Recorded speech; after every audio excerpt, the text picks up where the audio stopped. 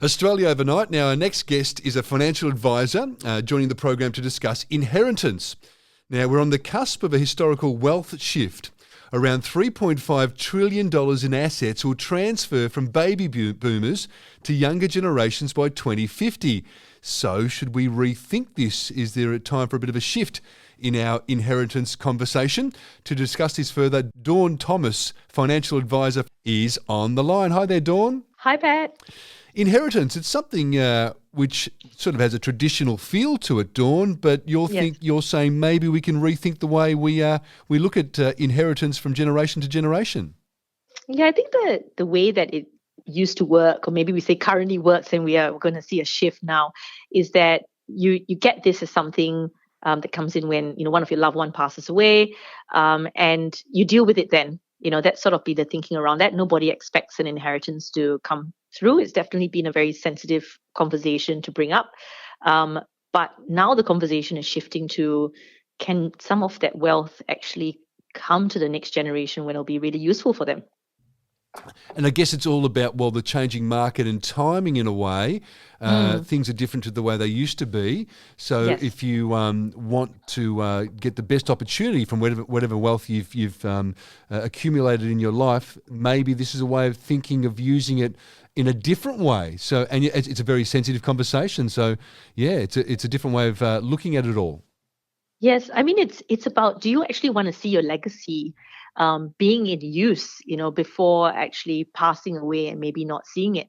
The matter of inheritance, you're really capturing someone's wishes, maybe in a will, something like a will where you're thinking about how it's passed on. I think the whole idea of transferring it earlier and being able to see its impact is pretty powerful. So the transfer earlier, looking at your notes here, what's one of the main ideas behind that? Because housing is more expensive now. It's cost of living crisis, or it's just different to the way it used to be. So maybe this is something you need to think of. The environment is different. Yes, today's environment is it's painful for parents to see their kids actually struggling. That's what we hear our retirees actually telling us in the office.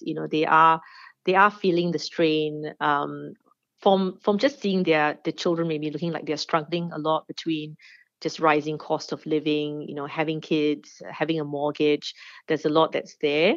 They're probably in a position now to help if they can, but they also hold their fears of what will happen if they do transfer their inheritance early. Right, and those fears would be because it's sensitive, or different family members may comment, or all sorts of fears, I guess, about accessing that wealth before you may be ready. So there's a whole bunch of things which would be playing on your mind.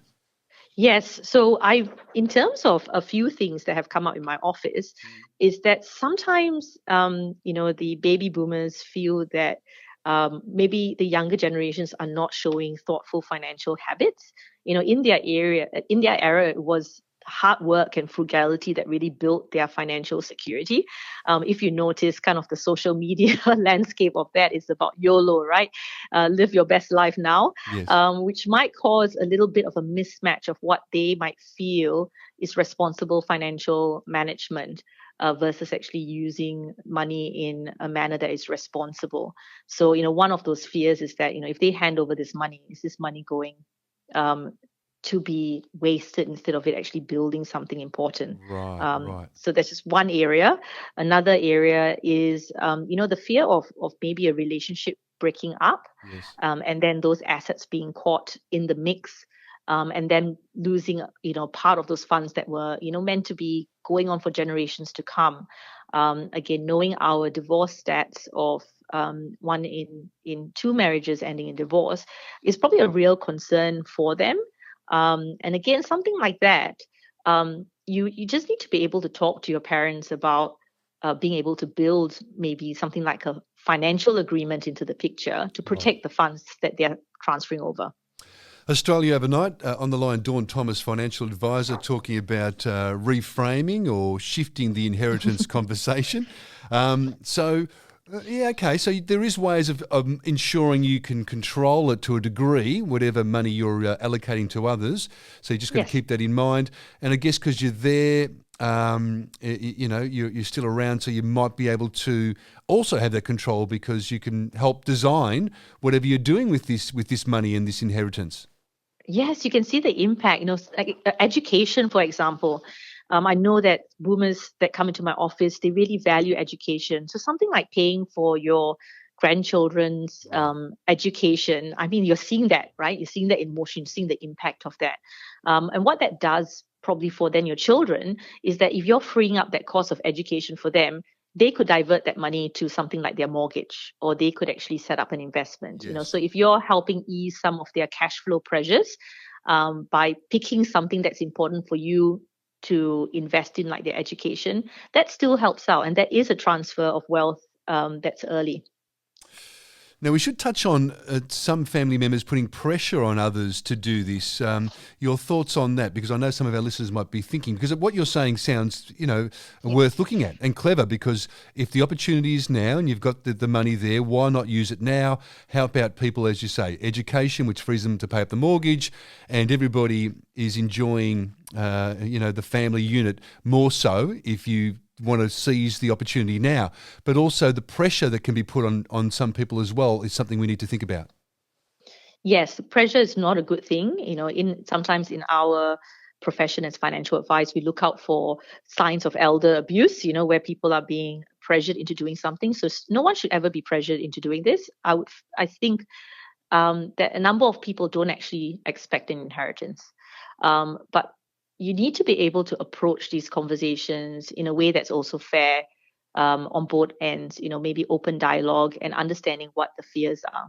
If a fear gets raised that I don't think the money is going to be used in a manner that is responsible, then maybe just ask them, how would you envision this being used the right way? Maybe just listening to really what their plans are and how you can actually make that happen. Right. Um, mm, So ask a few follow-up questions. Do you think they're doing? As you say, what's their yes. plans, and start to investigate a little, and then maybe there'll be a solution, or maybe there won't be. So you just need to find out more. Yes, look, family dynamics are always a tricky thing, but if you can think about it being complicated now, think about how much more complicated it's going to be when someone passes away. Yes, yes. And that's supercharged with emotion and disagreements.